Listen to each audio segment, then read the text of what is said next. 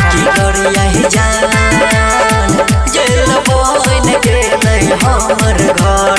अब की करिया जान जेल बन गेलै हमर घर।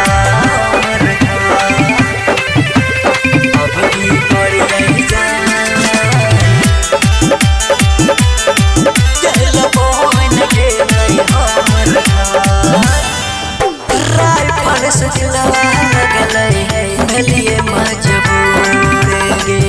कब से ये रंगदारी में भेलिए मशहूर गे, भेलिए मशहूर। राइफल से दिलवा लगलै भेलिए मजबूर गे।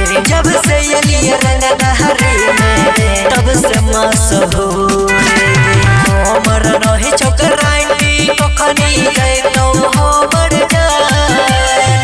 मर्डर बहाला नाम करहिए, मर्डर बहाला नाम करहिए। शूटर मरलौ ना अब की करियौ जान, अब की करियौ जान चल हमर बन गेल घर।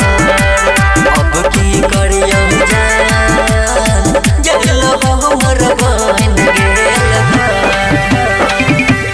अब की करिया जान चल बन गेलै, चल बन गेलै हमर। हम नहीं छियौ पगली तोहर लायक गे। बनलौ मजनुआ तोहर सुन खलनायक गे, सुन खलनायक गे। हम नहीं छियौ पगली तोहर लायक गे। बनलौ मजनुआ तोहर सुन खलनायक गे। देसी छैलक सुन के जानू खटतौ नहीं कैसा। मर्डर बहाला काम करहियो, मर्डर बहाला काम करहियो। शूटर मरलौ ना अब की करियौ जान, अब की करियौ जान चल हमर बन गेल घर। अब की करियौ जान चल बन गेल घर। Esraj recording studio Khagaria.